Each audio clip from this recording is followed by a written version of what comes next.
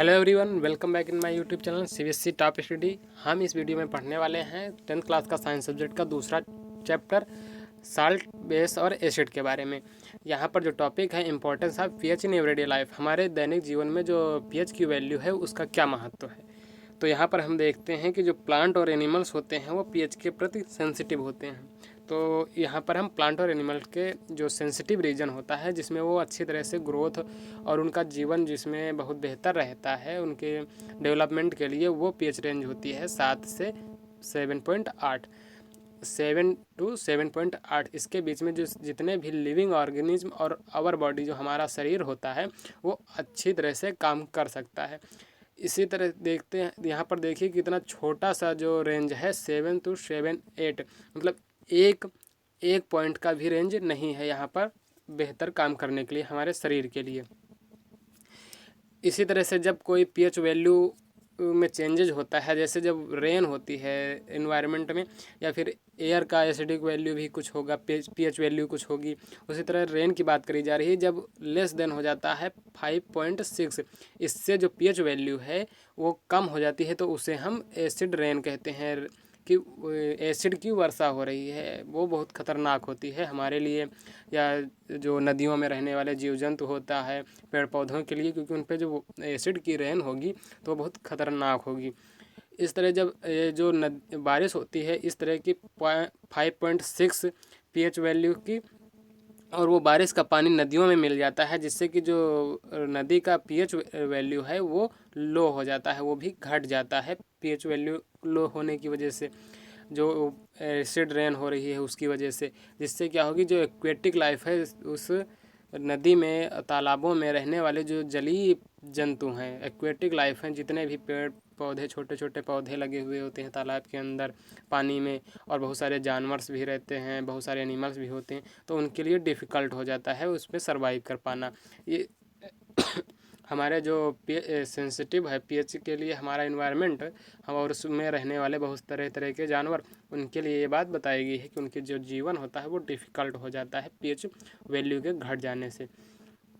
इसी तरह से एसिड इन अदर प्लैनेट्स, अन्य जो ग्रह हैं हमारे, हमें पता है कि जो हमारा सौरमंडल है उसमें 8 ग्रह पाए जाते हैं, और बहुत सारे उपग्रह चंद्रमा होते हैं, सब ही ग्रह के अलग अलग, जैसे मंगल ग्रह के 2 चंद्रमा पाए जाते हैं। तो अन्य जो प्लैनेट्स हैं उन पर एसिड्स की क्या अवस्था है, उन वहाँ पर क्या है। तो यहाँ पर एक ग्रह के बारे में बताया गया, वीनस के बारे में, कि जो वीनस ग्रह होता है वहाँ पर आप जब उसका एनवायरनमेंट देखेंगे, उसके चारों ओर देखेंगे वीनस ग्रह के, तो वहाँ पर सफ़ेद और पीले रंग के, सफ़ेद और येलोविश कलर के बहुत सारे क्लाउड्स आपको देखने को मिलेंगे, बहुत सारे बादल वहाँ पर देखने को मिलेंगे, जो क्या होता है सल्फ्यूरिक एसिड की वजह से बने हुए होते हैं। तो आप समझ सकते हैं कि वहाँ पर सल्फ्यूरिक एसिड के वर्षा हो रही है, वहाँ बादल जो है पानी के ना होकर के सल्फ्यूरिक एसिड के बने हुए हैं क्लाउड्स, तो वहाँ पर जो लाइफ होगी वो एग्जिस्ट बिल्कुल नहीं कर सकती है, और वहाँ पर लाइफ नहीं एग्जिस्ट करती है दूसरे प्लैनेट्स पर जहाँ पर ऐसे एसिडिक कंडीशन पाए जाते हैं। अब यहाँ बात करी जा रही है कि जो पीएच वैल्यू है, आपके जो घर के पीछे जो जगह खाली पड़ी है बैकयार्ड में, वहाँ का जो सॉइल है, मिट्टी है, उसका पीएच वैल्यू क्या होगा। वहाँ पर कुछ स्पेसिफिक पीएच वैल्यू होगी, क्योंकि वहाँ पर बहुत सारे पेड़ पौधे लगे होंगे जिनकी हेल्दी ग्रोथ के लिए एक स्पेसिफिक पीएच रेंज ही ज़रूरी है। जैसा हमने अभी ऊपर पढ़ा कि हमारा जो बॉडी है वो 6 से 6.8 रेंज में ही बेहतर काम करता है, तो उसी तरह पौधों के लिए भी एक स्पेसिफिक रेंज होना चाहिए। तो यहाँ पर क्या करना है, आपको चेक करना है कि आपके जो पीछे बैकयार्ड में मिट्टी है उसका पीएच क्या है। उसके लिए आपको क्या करना है, यहाँ पर एक एक्टिविटी दी गई है, उसको आप चेक करना है और पता करना है कि जो आपने मिट्टी कलेक्ट करी है उसका पीएच वैल्यू क्या है। तो यहाँ पर आपको मिट्टी लेनी है, 2 ग्राम सॉइल लेनी है, और 5 ml वाटर में अच्छे से मिक्स कर लेना है। मिक्स करने के बाद फिल्टर कर लेना है, और जो फिल्ट्रेट बचता है, जो उसका विलयन मिलता है आपको मिट्टी का, उसे आप छान के अलग करके ले लेना है। और फिर पीएच स्केल की मदद से, यूनिवर्सल इंडिकेटर पेपर की मदद से, पीएच स्केल जो अभी हमने पिछले वीडियो में पढ़ा था, उससे क्या करना है, हमें उसको टेस्ट करना है, उस विलयन को, उस फिल्ट्रेट को हमें टेस्ट करना है, और पता करना है कि जो पीएच वैल्यू कितनी मिली है। इससे हम पता कर सकते हैं कि पेड़ पौधों के बारे में हमें किस तरह के पीएच वैल्यू की आवश्यकता होती है, और वो हमारे पेड़ पौधों के लिए किस तरह से निर्भर करता है, उनकी ग्रोथ पर, उनके डेवलपमेंट पर किस तरह से निर्भर करता है। तो अच्छे जहाँ प्लांट्स लगे हुए हों, अच्छी ग्रोथ कर रहे हों, वहाँ का पीएच वैल्यू लीजिए, और जहाँ पर पेड़ पौधे सही से ग्रो नहीं कर पा रहे हों, ऐसे भी हार्श हैबिटेट के आप पीएच वैल्यू चेक कर सकते हैं। इससे निष्कर्ष निकाल सकते हैं कि कैसा पीएच वैल्यू चाहिए हमारे पेड़ पौधों के लिए बेहतर। अब इसी तरह से पीएच की बात करते हैं हमारे डाइजेस्टिव सिस्टम में। जो हमारा पाचन तंत्र है, हमारे शरीर, हम खाना खाते हैं और शरीर में वो पच के फिर एक्सक्रीट के रूप में बाहर निकलता है। तो उस डाइजेस्टिव सिस्टम में, जो डाइजेस्टिव सिस्टम है, उसमें पीएच वैल्यू का क्या महत्व है, उसमें हम देखते हैं। तो यहाँ पर हमें बहुत इंटरेस्टिंग बात पता चलती है कि जो स्टमक होता है, हमारा आमाशय होता है, जहाँ हम खाना खाते हैं और जाके स्टोर होता है पेट के अंदर, उससे स्टमक कहते हैं। तो उस स्टमक में जो पाया जाता है HCl एसिड पाया जाता है, हाइड्रोक्लोरिक एसिड। हमने अभी पिछले लेक्चर्स में, पिछले वीडियोज़ में पढ़ा है कि HCl एसिड एक बहुत ही स्ट्रॉन्ग एसिड होता है, जो बहुत ही ज्वलनशील होता है। तो ये हमारे शरीर के अंदर पाया जाता है और ये काम करता है डाइजेशन का, हमारे भोजन को पचाने का काम करता है। और फिर विदाउट हार्मिंग द स्टमक, हमारे स्टमक को बिना नुकसान पहुंचाए ये सारा काम करता है। इसके लिए अलग सारा सिस्टम अंदर तैयार होता है, जिससे कि एसिड हमारे शरीर को अटैक ना कर सके। अब क्या होता है कि कभी जब इनडाइजेशन की शिकायत हो जाती है, कोई गरिष्ठ भोजन हम खा लेते हैं जो कि जल्दी पचता नहीं है, तो वहाँ पर जो होता है टू मच एसिड एक्सक्रीट होने लगता है, वहाँ बहुत सारा एसिड प्रोड्यूस्ड होने लगता है हमारे शरीर के अंदर, जिससे क्या हो जाता है, हमें दर्द और इरिटेशन होने लगता है पेट के अंदर। तो इससे हमें छुटकारा पाने के लिए हम कुछ एंटा एसिड नाम की दवाई, एक मेडिसिन होती है, उसको खाते हैं, जिससे कि हमें इससे पेन से राहत मिल जाए। और ये जो सजेशन यहाँ पर है एंटा एसिड खा लेने से, ये पहले आपने इस चैप्टर के शुरुआत में भी पढ़ा था कि क्या वहाँ पर भी आप कुछ ऐसी चीज़ें खा सकते हैं। क्या खाएंगे, वहाँ पर लाइम सोडा की बात करी गई थी, या मैग्नीशियम, मिल्क का मैग्नीशिया की बात करी गई थी, जिससे कि एसिडिटी के रेमेडीज़ में आपने उपयोग किया था, या सबसे पहले आपने पढ़ा था।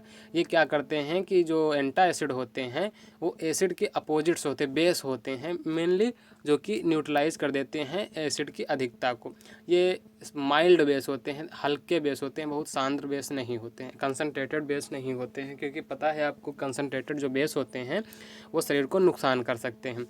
इस तरह से, इस पर्पज़ के हिसाब से कि वो जो पेन है हमारे स्टमक में एक्सेस ऑफ एसिड की वजह से, टू मच एसिड की वजह से उसको हम मैग्नीशियम हाइड्रोक्साइड या मिल्क का मैग्नीशिया भी इसे कहते हैं, उसका उपयोग करते हैं ऐसे पर्पज़ में जहाँ पर उनका हमें फ़ायदा मिल सके।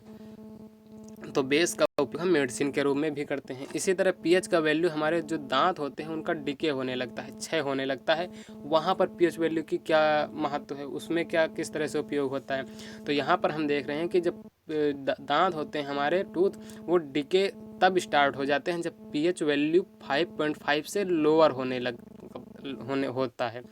5.5 से अगर हमारा पीएच वैल्यू, हमारे मुंह के अंदर, माउथ के अंदर पीएच वैल्यू इससे कम होने लगता है, तो हमारा दांत डिके होने लगता है। तो हमारा दांत बने कैसे होते हैं ये पहले जानना चाहिए। हमारे दांतों पर एक आवरण चढ़ा होता है, एक ऊपर से लेयर लगी होती है, इनेमल लेयर। उस लेयर जो होती है वो बनी होती है कैल्शियम हाइड्रोक्साइड एपेटाइट की। ये एक क्रिस्टलाइन फॉर्म होता है कैल्शियम फास्फेट का।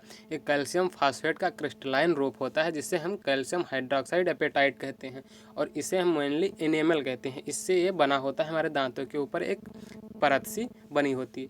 ये सबसे हार्डेस्ट सब्सटेंस है हमारे शरीर के अंदर, सबसे कठोर सब पदार्थ होता है इनेमल। तो ये क्या होता है कि जब पीएच वैल्यू हमारे मुंह के अंदर कम पड़ने लगता है, तो ये डिजॉल्व, इसका डिके होने लगता है धीरे धीरे।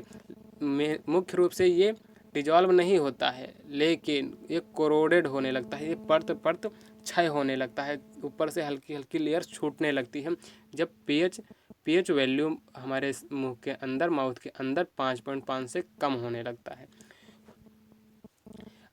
पीएच वैल्यू हमारे मुंह के अंदर इतना कम कैसे हो जाता है, आखिर कारण क्या है। क्या होता है कि हमारे मुंह में पाए जाते हैं बैक्टीरिया, बहुत सारे बैक्टीरिया होते हैं, और वो क्या करते हैं, जो हम खाना खाते हैं हमारे भोजन में पाया जाता है शुगर।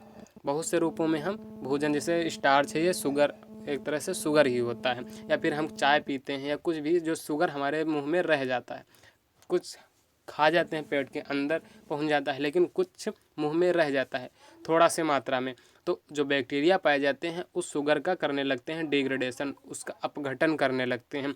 वो शुगर जो है वो एसिड में चेंज होने लगता है, और जो फूड बचा रहता है हमारे दांतों में फंसा हुआ, उसमें भी कुछ ना कुछ शुगर पाया जाता है। तो वो जो बचा हुआ होता है फूड पार्टिकल और शुगर, उसको खाने के बाद जो हम खा चुके होते हैं फिर भी बचा रह जाता है, तो उसका बैक्टीरिया खाना शुरू कर देते हैं, जिससे डिग्रेडेशन होता है, और फिर डिग्रेडेशन अपघटन से बनता है एसिड। तो इसे रोकने के लिए ये क्या हमें करना पड़ता है कि जो खाना खाने के बाद हमें मुंह को अच्छी तरह से साफ़ कर देना चाहिए, टूथब्रश करना चाहिए, और जो टूथपेस्ट हमें लेना चाहिए उसमें बेसिक होने चाहिए, बेसिक नेचर के सब्सटेंस होने चाहिए, जैसे कैल्शियम वगैरह। तो कोलगेट होता है उसमें मेनली कैल्शियम कार्बोनेट ही होता है, और उसी का बना होता है कैल्शियम टूथपेस्ट, जिससे कि वो क्या होता है, ये बेसिक नेचर के होते हैं। और जो हमारा फूड है बचा हुआ मुंह में, उसके डिग्रेडेशन से बनता है एसिड, और एसिड बेस रिएक्ट होकर न्यूट्रलाइज हो जाएंगे, और ये जो एसिड होता है वहीं हमारे कैल्शियम हाइड्रोक्साइड एपेटाइट अर्थात इनेमल को डिग्रेड करना शुरू कर देता है।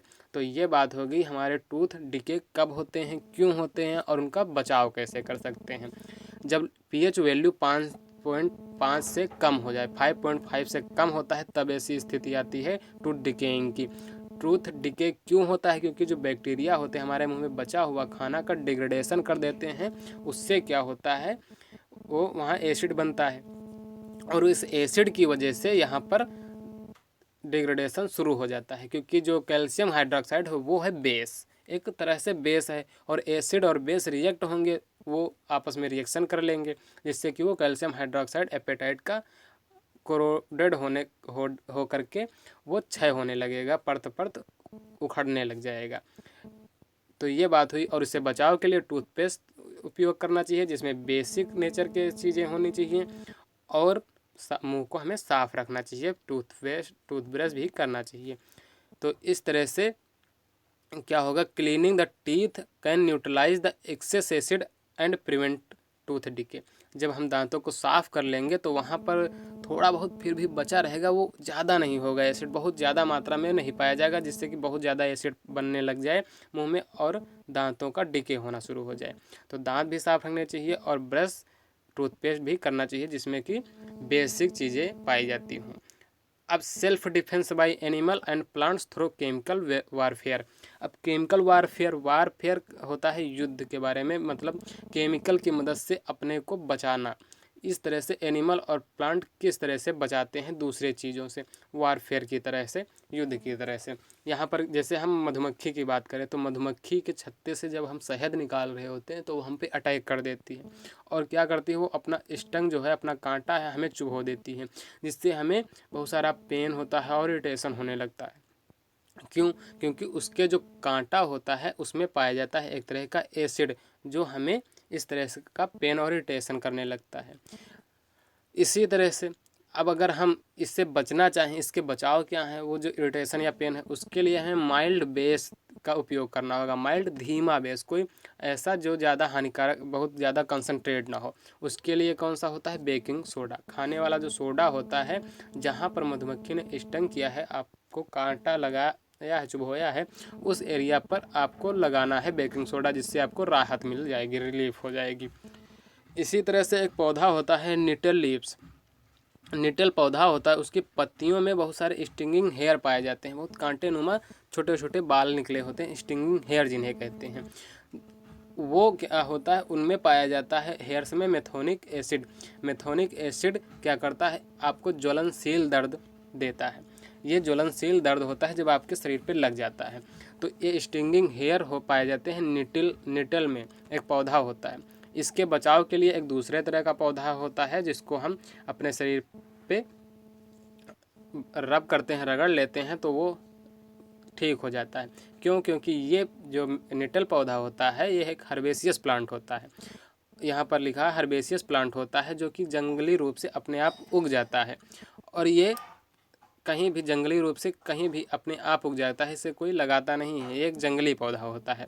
और इसकी पत्तियों पे पाए जाते हैं स्टिंगिंग हेयर, जो कि बहुत सारा पेंस देते हैं, और ये कभी कभी आपको एक्सीडेंटली चुभ भी जाते होंगे जब आप कहीं बाहर घूमने के लिए निकले होंगे। इसमें पाया जाता है मिथोनिक एसिड, जो इन कांटों से निकलता है, उनसे सिक्रीट होता है। इसके लिए हम जो बचाव के लिए क्या करते हैं, एक दूसरा पौधा होता है डॉग प्लांट। डॉग प्लांट के पत्तियों को हम उस एरिया पे रगड़ लेते हैं जहाँ पर वो जो ये नेटल्स का पौधा है उसकी स्टिंग हमें लग गई हैं, स्टिंग हेयर्स लग गई हैं उस एरिया पे, जिससे हमें राहत मिल जाती है। अब यहाँ पर आप देख रहे होंगे कि जो ये है निटल का पौधा, ये आप देख रहे हैं, इसके जो हेयर पाए जाते हैं स्टिंगिंग हेयर्स, इनमें होता है मिथोनिक एसिड, और जो डॉग प्लांट होता है उसकी पत्ती में पाया जाता है बेस। तो यहाँ पर एसिड और बेस आपस में रिएक्ट करके न्यूट्रलाइज हो जाते हैं, जिससे कि आपको दर्द नहीं होता है। ये बात यहीं पर बताई गई कि वहाँ पर क्या होता है जब एसिड या बेस में आखिर वो दर्द क्यों ख़त्म हो जाता है, क्योंकि दूसरे पौधे में बेस पाया जाता है, इसलिए ऐसा होता है। और भी बहुत सारी आप ट्रेडिशनल चीज़ों के बारे में पता होगा जिनसे कि ऐसे तरह के उपयोग किए जाते हैं। यहाँ पर कुछ ऐसे नेचुरली सोर्स बताए गए हैं एसिड्स के जो आपको अवेलेबल हो जाते हैं नेचर के द्वारा। जैसे एंटा एसिटिक एसिड है, एसिटिक एसिड हमें विनेगर से मिल जाता है, सिरका में एसिटिक एसिड पाया जाता है। जो हम ऑरेंज संतरा खाते हैं उसमें सिट्रिक एसिड होता है, इमली में टार्ट्रिक एसिड होता है, जो टमाटर होता है टोमेटो में ऑक्जेलिक एसिड होता है। इसी तरह लैक्टिक एसिड दही में होता है, सिट्रिक लेमन में। जो एंट स्टिंग होता है, जो चींटी हमें काट लेती है, वो मेथोनिक एसिड की वजह से होता है। और नेटल के बारे में हमने अभी पढ़ा मेथोनिक एसिड, और साथ में बेस के बारे में पढ़ा डॉग प्लांट में। ये सारी चीज़ें हो गई आपका एसिड के बारे में, एसिड के नेचुरल सोर्स। और कुछ पेड़ों के पास में होते हैं कुछ डिफेंस के रूप में एसिड्स, उनके बारे में आपने पढ़ा। टूथ डिकेइंग के बारे में पढ़ा किस तरह से होता है, और पीएच वैल्यू की बहुत सारी हमारे दैनिक जीवन में जो उपयोग हैं उनके बारे में भी हमने जानकारी हासिल करी। अब अगला टॉपिक है साल्ट के बारे में, वो हम पढ़ेंगे अगले वीडियो में। तब तक के लिए बाय बाय।